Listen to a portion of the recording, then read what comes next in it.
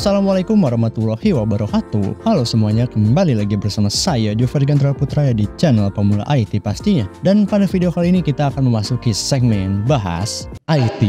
Segmen Bahas IT ini sesuai namanya, bahas information teknologi. Intinya segmen Bahas IT ini kita akan membahas seputar dunia perkomputeran, per-HP-an, per-laptopan, per-PC-an, perakitan PC, dan semua hal yang berhubungan dengan teknologi lainnya pastinya. Nah, dalam video kali ini saya akan membahas seputar CPU. Lebih tepatnya kita akan membahas beberapa keunggulan dari CPU Intel yang tidak dimiliki oleh kompetitornya yang apa itu?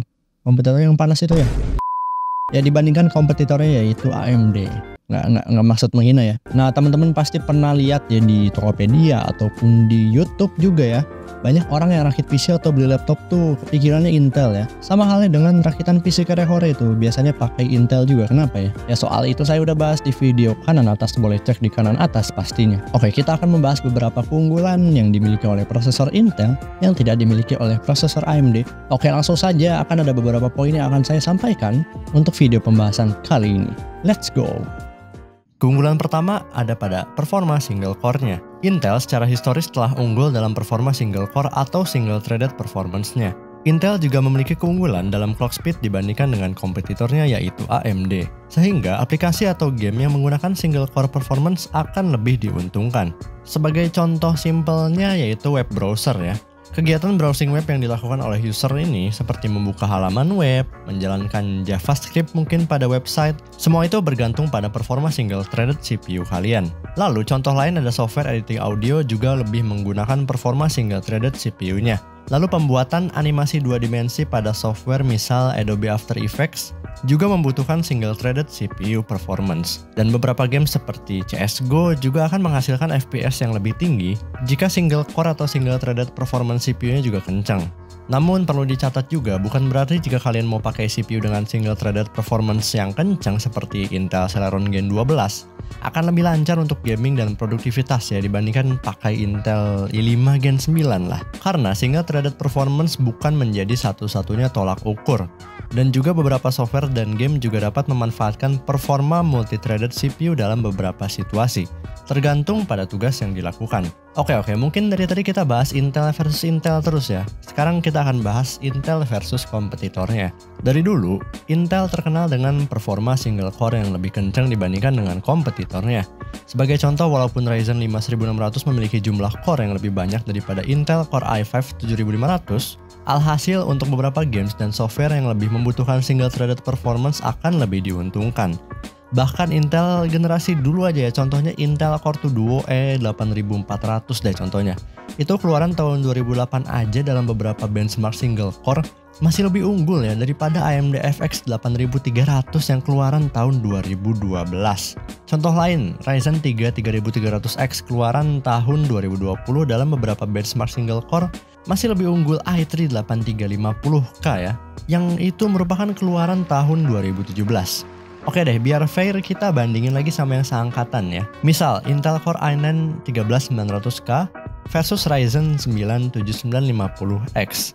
Tetap saja bisa dilihat pada data berikut bahwa masih unggul Intel Core i9 13900K untuk single core-nya di beberapa benchmark. Oke, keunggulan yang kedua yaitu fitur yang sangat berguna. Intel sebenarnya memiliki fitur yang sebenarnya sangat berguna bagi mayoritas user.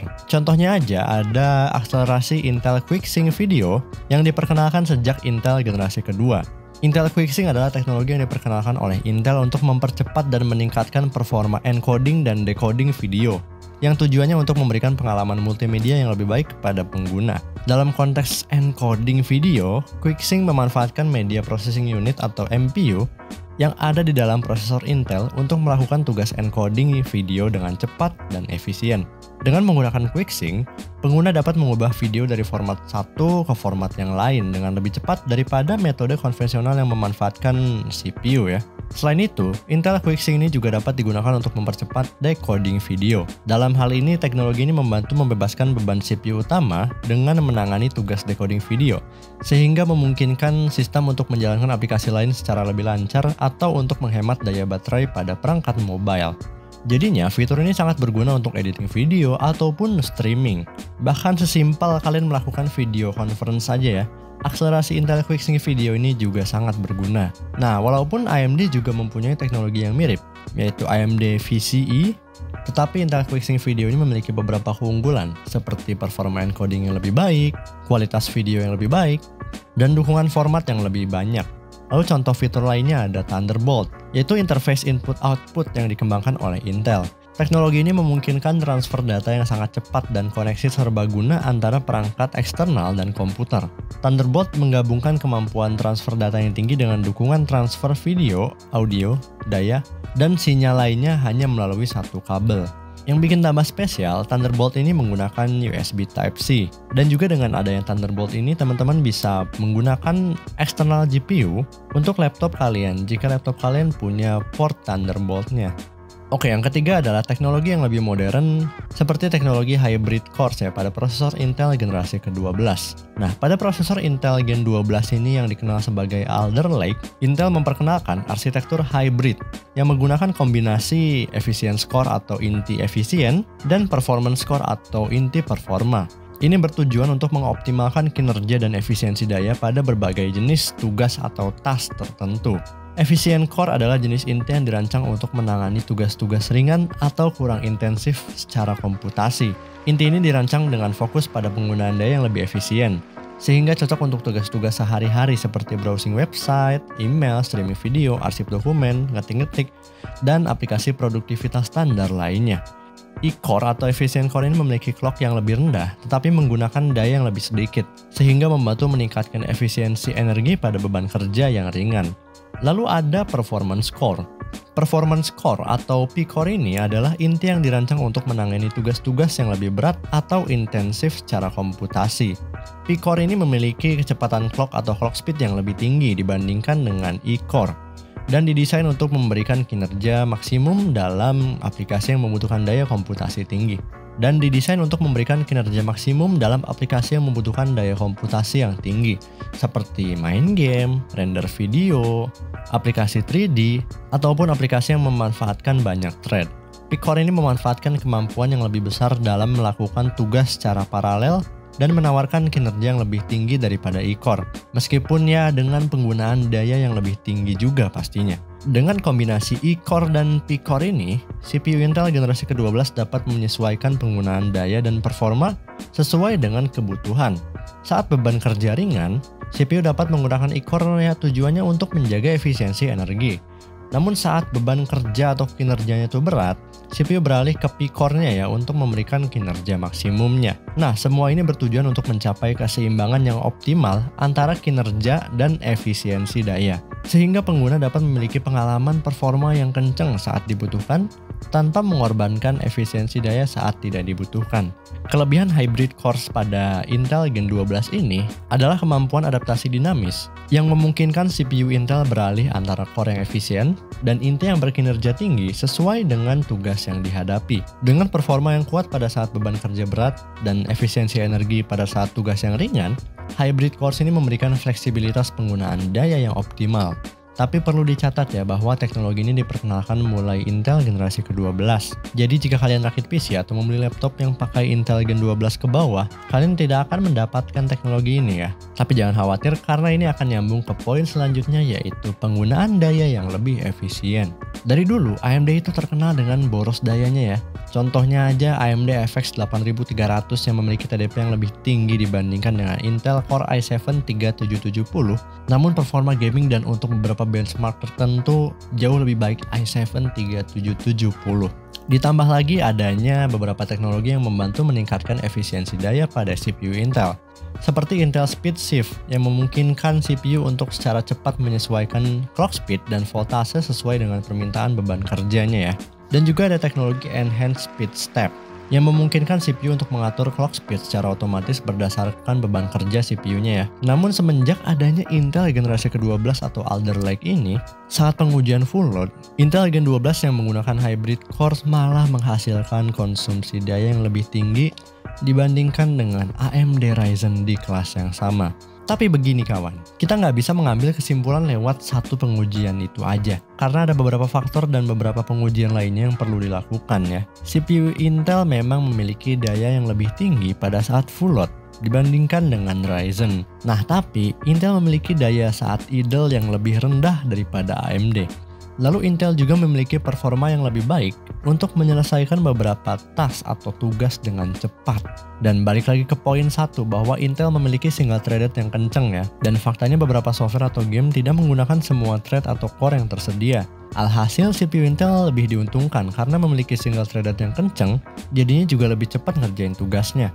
Jadi sebenarnya agak kurang tepat sih kalau bilang CPU Intel Gen 12 ini boros daya. Oke, ini mungkin poin 5 dibilang sepele enggak, dibilang nggak sepele juga enggak, gimana ya sebutannya? Yang langsung aja deh poin kelima yaitu reputasi. Intel telah menjadi pemain dominan dalam pasar CPU selama bertahun-tahun ke belakang ya, dan memiliki reputasi yang bagus dalam bertahun-tahun. Banyak user yang merasa lebih percaya dengan merek Intel yang sudah mapan dan diakui secara global. CPU Intel telah membangun reputasi yang kuat berkat performanya yang kenceng, industri yang kuat, inovasi teknologi yang mengesankan juga, serta stabilitas yang diakui oleh banyak user. CPU Intel dianggap memiliki performa yang tinggi dan juga kompatibilitas yang baik dengan software ataupun hardware-nya ya. Dan kasus nyatanya ada teman saya sendiri, beliau ini ya dia ngerti tentang CPU lah. Tapi saat dia merakit PC, beliau ini agak gimana ya, kalau ngedenger AMD tuh kayak ragu gitu. Sedangkan kalau Intel dia ayo aja gua mah, gampangnya gitu deh. Namun sekarang AMD sudah bisa dibilang bangkit ya, dan teman-teman saya juga yang baru beli laptop karena mungkin yang penting kencang dan core-nya banyak jadinya pada pakai Ryzen mungkin ya. Dan juga harga laptop yang pakai Ryzen itu lebih murah dibandingkan dengan Intel yang performanya juga mirip-mirip. Oke, sebenarnya ada poin-poin tambahan lain kayak misal apa ya sebutannya. Pokoknya kalau misal AMD itu kan dulu pas zaman Ryzen 1000, 2000, 3000 itu kan banyak masalah di BIOS-nya ya. Jadi setiap ada masalah di-update BIOS lagi, update BIOS lagi. Nah, kalau Intel sebenarnya lebih jarang ya daripada AMD. Cuman kayaknya untuk AMD Ryzen 5000 series ke atas kayaknya udah mulai aman ya. Nggak kayak dulu banyak masalah ya di tiap versi BIOS-nya. Jadi harus nyari versi BIOS yang bener ya. Dan selama saya pakai Intel jadul maupun Intel yang punya temen yang rada baru, nggak pernah ada masalah seperti itu. Tapi saya nggak masukin ke poin karena itu tadi ya.